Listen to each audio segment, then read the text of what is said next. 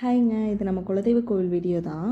குலதெய்வ கோவில் எங்கே இருக்குது அப்படின்னு பார்த்தீங்கன்னா, கடலூரில் தான் லொக்கேட் ஆகிருக்கு. கிட்டத்தட்ட பாண்டிச்சேரியிலேருந்து 1 மணி நேரம் போகணும்னு வச்சுக்கோங்களேன். இயர்லி ஒன்ஸ் போனது. கடைசியாக எப்போ போகணுன்னு பார்த்தீங்கன்னா கல்யாணத்துக்கு அப்புறம் போனது. அதுக்கு முன்னாடி கல்யாணத்துக்கு முன்னாடி பத்திரிக்கை வச்சு சாமி கும்பிட்டுட்டு போனது. இப்போ அதுக்கப்புறம் தான் போகிறோம். அதாவது 1 இயர் ஆகிடுச்சின்னு தான் நினைக்கிறேன். போகும்போதே கொஞ்சம் இளநீ குடிக்கலாம் அப்படின்னு சொல்லி பிரேக்ஃபாஸ்ட் முடிச்சுட்டு இளநீ குடிச்சிட்டோம். ரொம்பவே ஸ்வீட்டாகவும் சூப்பராகவும் தான் இருந்துச்சு. 35 ருபீஸ்க்கு நிஜமாலுமே ஒர்த்து தான். குடிச்சு முடிச்சுட்டு எக்ஸ்ட்ரா ஒரு 10 இளநீ கூட வாங்கி உள்ளே போட்டாச்சு. அப்படியே பக்கத்தில் பார்த்திங்கன்னா ஒரு பார் ஒன்று இருந்துச்சு. சாமிக்கு தேவையான சரக்கு மட்டும் வாங்கிக்கலாம் அப்படின்றதுக்காக வாங்கிட்டோம். ஐயனார் சாமி இல்லையா, ஸோ அதுக்காக ஐயனாருக்காகவும் வீரனாருக்காகவும் கொஞ்சம் கொஞ்சம் வாங்கிட்டோம்.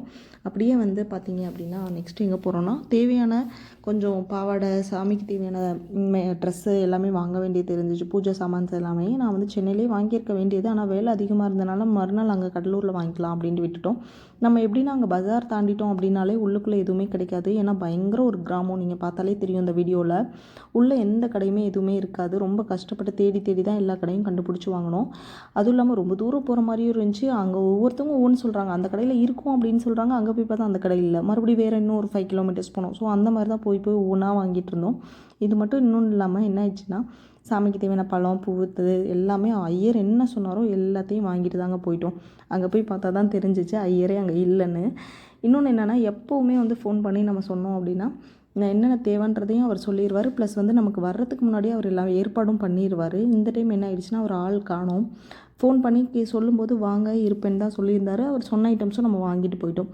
அங்கே போனால் அவர் கால் நாட் ரீச்சபிள். 10 டைமுக்கு மேலே கால் பண்ணிட்டேன், என்ன பண்ணுறதுனே தெரில. இன்னொன்று என்னென்னா, பூட்டி வேறு சாவி எடுத்துகிட்டு போயிட்டார். எனக்கு பூட்டி இருக்க கோவிலில் சாமி கும்பிடவும் எனக்கு உடன்பாடே இல்லை. பக்கத்தில் இருந்த பாட்டி தான் அப்புறம் சொன்னாங்க. அவங்க கோவிலில் தான் வேலை செய்கிறவங்க, கொஞ்சம் ஹெல்ப்புக்கு வருவாங்க. 2-3 டைம் அவங்கள பார்த்துருக்கோம். பாட்டி தான் இருந்துட்டு, நீ சாமியை பார்க்கடையோ சாமி உங்களை பார்த்துருவோம், அதுக்கு அவ்வளோ ஒன்றும் கவலைப்படாத சாமி, இவ்வளோ தூரத்துலேருந்து வந்துட்டீங்க, சாமி கும்பிட்டு போங்க மனசாரன்னு சொல்லி சாமி கும்பிட்டுட்டாச்சு. என்ன சொல்கிறதுனே தெரியல. நமக்கு என்ன தேவை, நமக்கு எது வேணும் அப்படிங்கிறத நமக்கு முன்னாடியே நம்ம குலசாமி செய்யும்னு தான் சொல்லுவாங்க. எனக்கு உண்மையாக என் விஷயத்தில் அந்த மாதிரி நான் நிறைய பார்த்துருக்கேன்.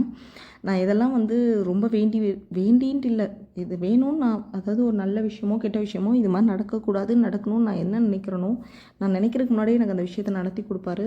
எனக்கு உண்மையாக நம்ம குலசாமியை பற்றி நம்மளே சொல்லணும்ல எதுவுமே இல்லை, அவ்வளோ பவர்ஃபுல்லான சாமின்னு தான் சொல்லணும். நல்லா திருப்தியாக சாமி கும்பிட்டு எனக்கு அழுகையே வந்துடுச்சு. அவ்வளோ ஃபீல் பண்ணி நிறைய விஷயம் அவர்கிட்ட ஷேர் பண்ணி அழுதேன். அது மட்டும் இல்லாமல் கோயிலில் நல்லா கும்பிட்டுட்டு அவரோட மண் எடுத்துகிட்டு வீட்டுக்கு வந்தாச்சு. கொஞ்சம் வச்சு சாமி கும்பிடலாம் அப்படிங்கிறதுக்காக. ஒரு நல்ல ஒரு திருப்தியான ஒரு இது தான். திறந்துருந்தால் இன்னும் கொஞ்சம் சந்தோஷம் இருந்திருக்கும். பட் திறக்கலை, என்ன பண்ணுறது. நல்லபடியாக சாமி கும்பிட்டுட்டு அப்படியே பயணம் கோயம்புத்தூர் வந்தாச்சுங்க.